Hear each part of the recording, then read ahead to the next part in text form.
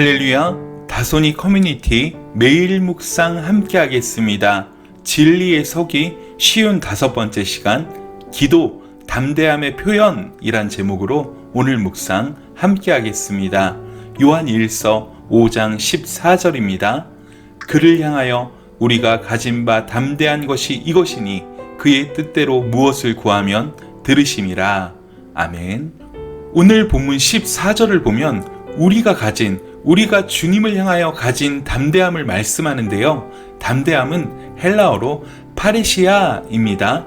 이 말은 숨김없이 말한다는 의미입니다. 말할 수 있는 자유이기도 합니다. 이 말은 확고한 평판을 얻게 된 사람이 가질 수 있는 태도를 의미하는 말입니다.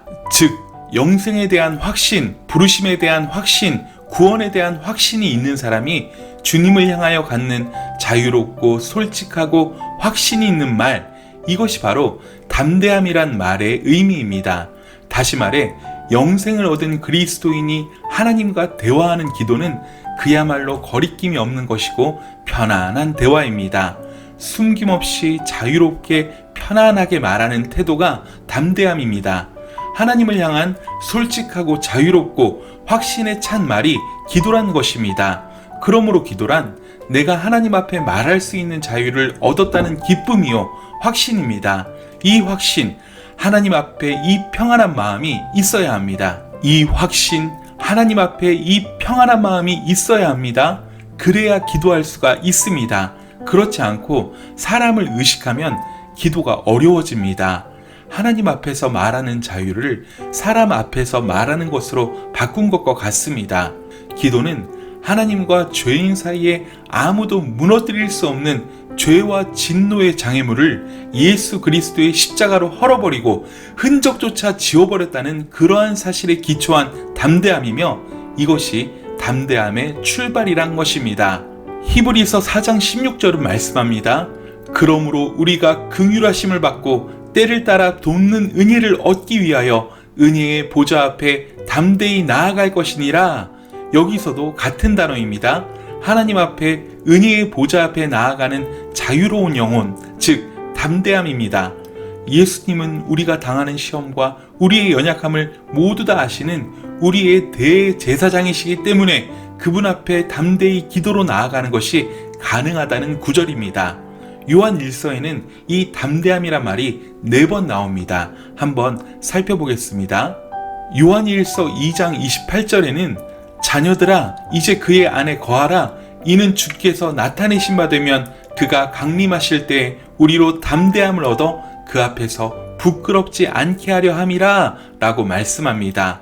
주님 안에 거하게 될 때 성도가 누리는 자유와 평안함이 담대함으로 표현되었습니다.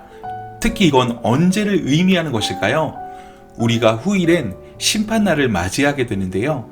그때 주님이 다시 오셔서 양과 염소, 알곡과 가라지를 골라내는 심판이 있을 것입니다. 그런데 그때 주님 안에 거한 사람은 담대함으로 주님 앞에서 부끄럽지 않게 설 수 있다는 말입니다. 자유롭게 평안하게 심판을 맞이할 수 있다는 말입니다. 참 놀라운 표현입니다.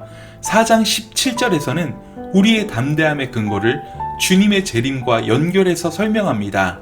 그리스도의 십자가의 사랑이 우리 안에 온전히 거하게 될 때 심판날에 담대함을 갖게 된다는 것입니다. 주님의 사랑 안에 거하는 사람은 담대할 수 있습니다. 그러니까 이 두 구절은 모두 심판 때의 담대함을 말씀하고 있습니다. 누가 그렇다는 것입니까? 구원받은 성도, 주님 안에 거하는 성도, 서로 사랑하는 성도, 영생에 대한 확신을 가진 성도가 그렇다는 말입니다. 다시 오실 주님을 두려움이 아닌 담대함으로 맞이할 수 있다는 말입니다. 그리고 3장 21절과 22절, 오늘 본문 14절은 이 담대함을 기도와 연관시키고 있습니다. 우리 마음이 우리를 책망할 것이 없으면 하나님 앞에서 담대함을 얻는다는 것입니다. 그래서 우리가 구하는 바를 주님께 받는다고 설명합니다. 이것은 우리 마음의 문제를 다루고 있는 중요한 본문입니다. 우리 마음이 책망할 일이 없으려면 어떻게 해야 하는 것입니까? 행함과 진실함으로 사랑해야 한다는 것입니다. 형제가 궁핍한데 도와줄 마음을 닫으면 하나님의 사랑이 어떻게 그 안에 거할 수 있겠느냐는 것입니다. 그러므로 담대함은 믿음으로 살아온 사람이 누리는 심령의 평안이요 자유로움인 것입니다. 계명을 지키고 하나님이 기뻐하시는 것을 행했기 때문에 누리는 그러한 심령의 자유가 바로 담대함입니다. 어린아이가 아빠와 함께 있을 때 자신만만한 이유는 자기에게 힘이 있어서가 아닙니다. 오직 아버지의 자녀라는 것 때문입니다. 마찬가지로 영적인 우리 아버지인 하나님 앞에서 자녀로서 당당한 것, 이것이 성도이며 하나님의 자녀입니다. 하나님이 나를 지키시고 사랑하신다는 것을 알기 때문입니다. 하나님 앞에서만큼은 자신감이 생긴 것입니다.